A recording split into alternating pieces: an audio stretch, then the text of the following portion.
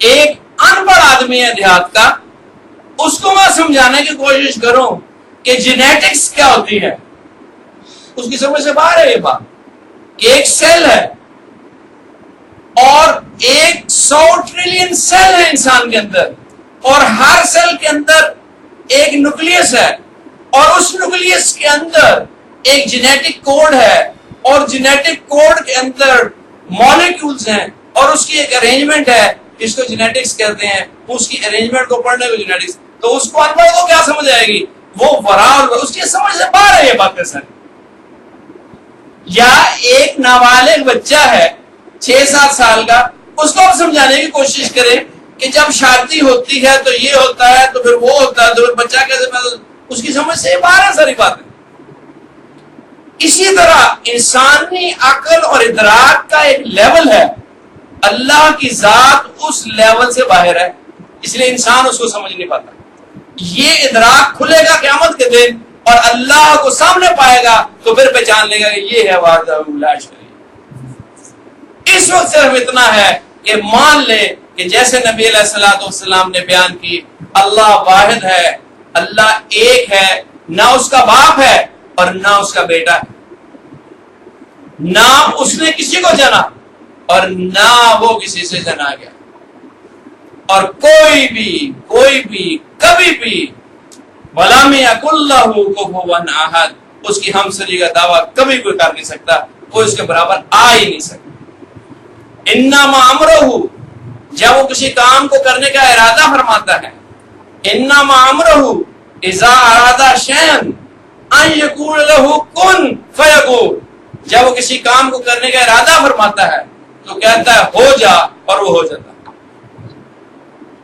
کسی چیز کو عدم سے وجود میں لانا بغیر اسباب کے اس کی صفت ذاتی ہے۔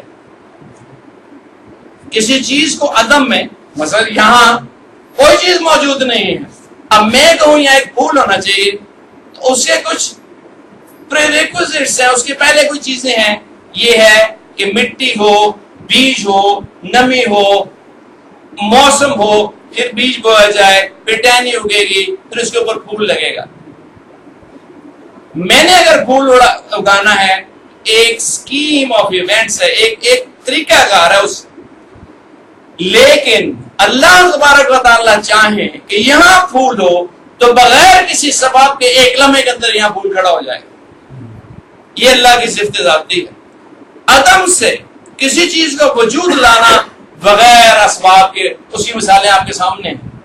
ایک بیج زمین میں بوتے ہیں، اس میں سے ایک چھوٹا سا پودا نکلتا ہے، اور پودا ایک درخت بن جاتا ہے، اور درخت کے اوپر رنگ برنگ پھول، اور ان پھولوں میں سے پھل، اور ان پھلوں کے اندر ٹیسٹ، اور ان پھلوں کے اندر خوشبو، اور ان پھلوں کے اندر لذت، اور ان پھلوں کے اندر ذائقہ، اور ان پھلوں کے اندر نیوٹریشن۔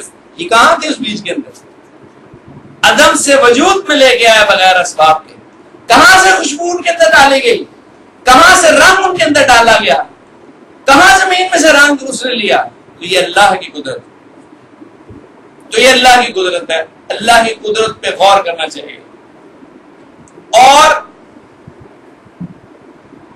اس کے صفتوں کو سمجھنا چاہیے، اور ان صفات کے اوپر عمل کرنا چاہیے، اپنے عقیدے کو درست رکھنا چاہیے کہ وہ وحدہ لا شریک ہے، وہ اکیلا ہے اور اس کا کوئی شریک نہیں۔ بعض لوگ دھوکہ کھا گئے کہ حضرت عیسیٰ علیہ السلام جو اللہ کے برحق نبی تھے کہ وہ اللہ کے بیٹے ہیں، ہرگز نہیں، وہ اللہ کے نبی ہیں، اس کے بندے ہیں، اس کے رسول ہیں، اور پاک باز، نیک، صالح، حیادار حضرت مریم علیہ السلام کے گھر پیدا ہوئے، اللہ کی قدرت اور نمونہ سے، اور اس کا معجزہ عظیم ہے کہ بغیر باپ کے اللہ نے پیدا کر کے دکھا دیا، اپنا معجزہ دکھایا۔ اللہ اسباب کا محتاج نہیں ہے، سب اللہ کے محتاج ہیں۔ یہ ان کا معجزہ تھا کہ اللہ نے باپ کے بغیر، ماں باپ کے بغیر، اللہ نے ماں باپ کے بغیر حضرت آدم علیہ السلام کو پیدا کیا، اور پتھر میں سے حضرت صالح علیہ السلام کی اونٹنی کو پیدا کیا، اور بغیر باپ باپ کے باکرا نیک صالح شریف جس نے کسی آدمی کو دیکھا نہیں تھا، غیر آدمی کو، اس آدمی کسی آدمی نے چھوا تک نہیں تھا، اس کو حضرت مریم علیہ السلام کو حضرت عیسیٰ علیہ السلام فرزند سے نوازا بغیر باپ کے، اللہ کا معجزہ ہے۔ اور 42 سال کی عمر میں جب یہودی ان کو قتل کرنے کے درپے ہوئے، اللہ نے ان کو اپنے جسم سمیت آسمانوں پہ اٹھا لیا اور قیامت سے پہلے وہ دوبارہ دنیا میں تشریف لائیں۔ تو عیسائی سے دھوکہ کھا گئے اور انہوں نے کہا کہ جس کا کوئی باپ نہیں اس کا باپ اللہ ہے، یہ ہرگز غلط ہے۔ اللہ اس سے برا اور برا ہے اس کا کوئی باپ ہو اور اس کا بیٹا ہو۔ یہودی دھوکہ کھا کے انہوں نے حضرت مریم علیہ السلام پہ تہمت لگائی اور نعوذ باللہ نازیبا باتیں کی، یہ بھی کفر ہے۔ حضرت مریم علیہ السلام بالکل نیک صالح شریف پاک باز خاتون تھی، حضرت عیسیٰ علیہ السلام کی والدہ۔ اور یہودی دھوکہ کھا گئے، انہوں نے کہا عزیر جو ہے اللہ کے بیٹے ہیں، یہ بالکل کفر ہے اور شرک ہے اور منع ہے اور غلط۔ تو شرک نہیں کرنا۔ سب سے پہلا بات یہ ہے کہ اس بات کو سمجھے اللہ وحدہ لا شریک ہے، اور پھر اس نے کائنات کا نظام چلانے کے لیے ایسے نہیں کہ کائنات بنا کے چھوڑ دی۔ افحسبتم انما خلقناکم عبثا، کیا تم سمجھتے ہو کہ ہم نے تمہیں ایسے بنا دیا، فضول بنا دیا اور تم نے لوٹ کے ہمارے پاس نہیں آنا؟ تو اللہ نے کائنات بنائی اور اس کا ایک نظام بنایا اور اس کی اصلاح کی فکر اور تدبیر کی اپنی رحمت کے ساتھ۔ تو پہلے انسان جو بنائے گئے آدم علیہ السلام وہ نبی بھی تھے، ان کو زندگی گزارنے کا سلیقہ بھی دکھا رہے تھے، اور ہر زمانے کے اندر نبیوں کو بھیجا چن کے اپنی قدرت سے، جنہوں نے لوگوں کو ہدایت سے نوازا، اللہ کے احکام اور اللہ کی پہچان اور اللہ کو راضی کرنے کے سلیقے اور طریقے سمجھائے۔ اور یہ سلسلہ چلتا رہا، سب نبیوں کی دعوت ایک ہی تھی، اے لوگو لا الہ الا اللہ کو فلاح پا جاؤ گے، قولوا لا الہ الا اللہ تفلحون۔ لا الہ الا اللہ کا کیا مطلب ہے؟ کہ اللہ کے علاوہ کوئی الہ نہیں، اللہ کے علاوہ کوئی الہ نہیں۔ الہ کا کیا معنی ہے؟ ایک غلام ہوتا ہے، ایک آقا ہوتا ہے۔ غلام جو خریدا گیا ہو اور آقا جو خریدنے والا ہو، جو مالک ہو۔ تو اللہ مالک ہے، آقا ہے، اور سب کچھ وہ ہے، اس کے علاوہ کچھ نہیں۔ جس نے اللہ کے آگے اپنی گردن کو جھکا دیا وہ فلاح پا گیا، دنیا میں بھی اور آخرت میں۔ تو سب پیغمبروں کی دعوت ایک ہی تھی، سارے لوگوں کو اللہ کی طرف متوجہ کرتے تھے اور شرک سے منع کرتے تھے۔ یہ سلسلہ نبوت چلتا رہا۔ حضرت موسیٰ نے بھی وہی دعوت دی اور حضرت ابراہیم علیہ السلام نے بھی وہی دعوت دی، حضرت یونس نے بھی وہی دعوت دی۔ اللہ حاصل قیاس مختلف زمانوں میں مختلف اوقات میں 1,24,000 یا 1,25,000 یا 1,30,000 پیغمبر آئے، جنہوں نے سب نے ایک ہی دعوت دی کہ لوگوں کو اللہ کی طرف متوجہ کر دیا۔ کچھ احکام جو اس حساب سے وقتی حساب سے تھے وہ تھوڑے تھوڑے فرق تھے، لیکن مین مقصد سب کا ایک ہی تھا کہ لوگوں کو اللہ سے جوڑا جائے اور صحیح ہدایت اور راستہ دکھایا جائے۔ 4 آسمانی کتابیں ہیں، تورات حضرت موسیٰ علیہ السلام پہ آئے، زبور حضرت داؤد علیہ السلام پہ نازل ہوئی، انجیل حضرت عیسیٰ علیہ السلام پہ نازل ہوئی۔ یہ 3 آسمانی کتابیں اپنی اصل شکل میں نہیں رہیں، شرارتی مولویوں نے، اس زمانے کے شرارتی علماء نے ان کے اندر رد و بدل کر دی، تاکہ سب سے آخر میں سارے انبیاء کے سردار حضرت محمد مصطفیٰ صلی اللہ علیہ وآلہ وسلم کو نازل کیا، مبعوث کیا گیا، اور آپ کے اوپر قرآن پاک نازل کیا گیا، جس میں ساری الہامی کتابوں کا نچوڑ ڈال دیا گیا۔ جو کچھ تورات میں تھا وہ قرآن میں ہے، جو کچھ زبور میں تھا وہ قرآن میں ہے، جو کچھ انجیل میں تھا وہ قرآن میں ہے، اور قرآن میں قیامت تک آنے والے انسانوں کی رہنمائی کے اصول بیان کر دیے گئے. لیکن چونکہ پچھلے 3 کتابوں میں رد و بدل کر دی گئی تھی، اللہ نے اس کتاب کی حفاظت کا ذمہ خود لے لیا. انا نحن نزلنا الذکر وانا لہ لحافظون، ہم نے اس ذکر کو، اس کلام مجید کو نازل کیا ہے اور ہم ہی اس کی حفاظت کے ذمہ دار ہیں. تو یہ قیامت تک قرآن محفوظ ہے، چاہے کسی کا جو مرضی دل آئے کرے، قرآن موجود رہے گا اور ہے اور قیامت تک رہے گا. جب تک قرآن ہے قیامت نہیں آئے گی.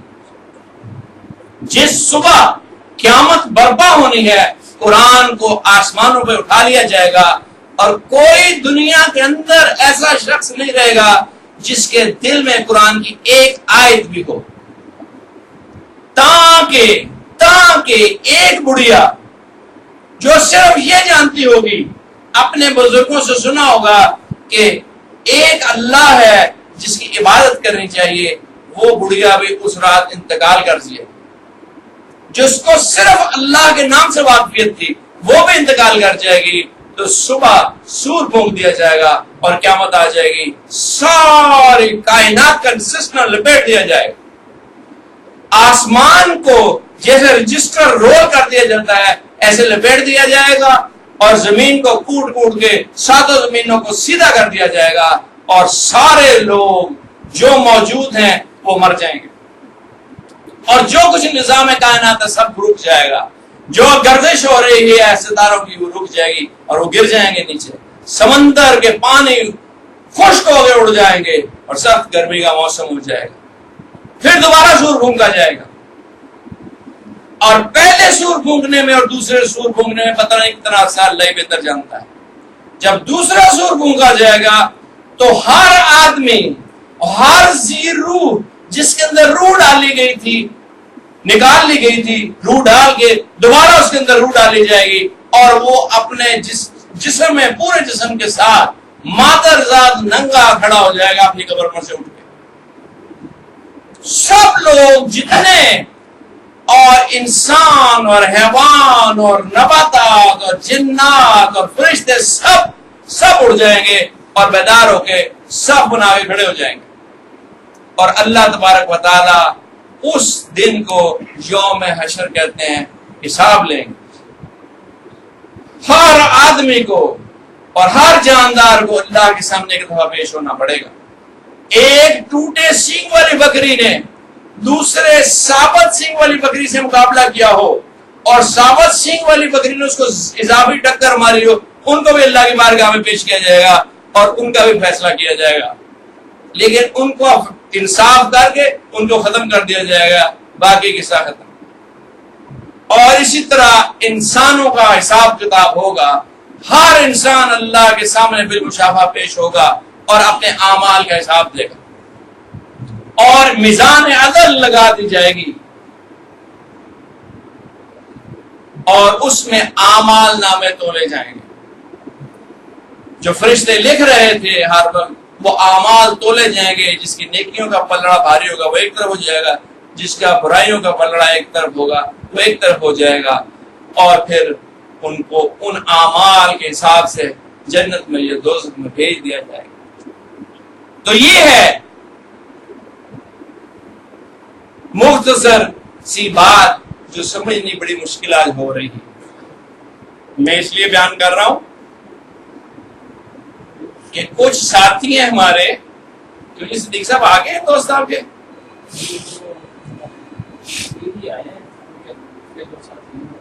تو یہ تیار ہے کیوں جی؟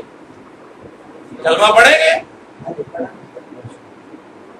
تو یہ عیسائی ہیں، یہ کلمہ پڑھنا چاہتے ہیں. اس لیے میں مختصر ساری بتا رہا ہوں بات تاکہ بات سمجھ میں آ جائے. باقی مسائل یہ علماء سے پوچھتے رہیں گے اور چلتے رہیں گے. آج تو ہم صرف کلمہ پڑھائیں گے. باقی کلمہ پڑھنا جو ہے وہ ایک کمٹمنٹ ہے. ایسے کلمہ نہیں پڑھنا جیسے مسلمانوں نے پڑھا ہوا ہے کہ دل کوئی اور ہے اور زبان کچھ اور ہے.